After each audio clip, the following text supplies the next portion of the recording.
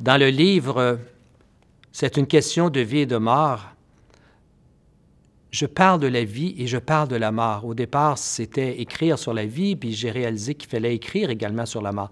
Donc, c'est une suite, finalement, de ce que j'appelle la vie, avec un grand V. Et ce livre parle, dans un premier temps, de tout ce qui nous préoccupe dans la vie. Qu'est-ce que c'est que la vie? Qu'est-ce qu'on fait ici? Et on peut même se poser cette question intérieure, qui suis-je véritablement? Et qu'est-ce que j'ai comme mission ici sur la planète? On voit actuellement beaucoup de problématiques dans tout ce qu'on rencontre, beaucoup de conflits. Et c'est un livre qui est vraiment tout à fait à point par rapport à ça. C'est par exemple, je parle du synchronisme de la vie. Il n'y a rien que vous faites qui n'est pas en synchronicité. Et toute cette grande loi d'attraction. Donc, on attire un peu ce que l'on vit également. Donc, c'est très important, toute cette question de vie, de mort, et dans lequel j'ai mis aussi toute cette notion des physiques quantiques. C'est physique, finalement, qui nous parle de l'invisible, de l'infini petit, mais qui a des répercussions tellement importantes dans toute notre vie, au niveau physique, au niveau psychologique.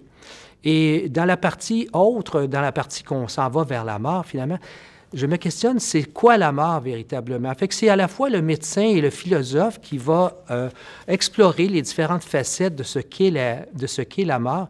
Et j'ai eu la chance de rencontrer plusieurs personnes qui sont décédées, qui sont revenues, soit revenues d'un grand coma aussi. Et ce qui est intéressant de voir aussi, à travers tous ces gens-là, c'est qu'on raconte toujours un peu la même histoire. Fait que c'est un livre qui nous parle vraiment beaucoup d'optimisme. Il n'y a pas d'enfer actuellement. Nous créons notre propre réalité.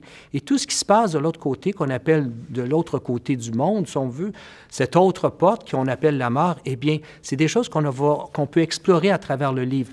Évidemment, on va parler même des choses aussi pointues comme qu'est-ce que le karma, mais avec des définitions tout à fait modernes de notre temps.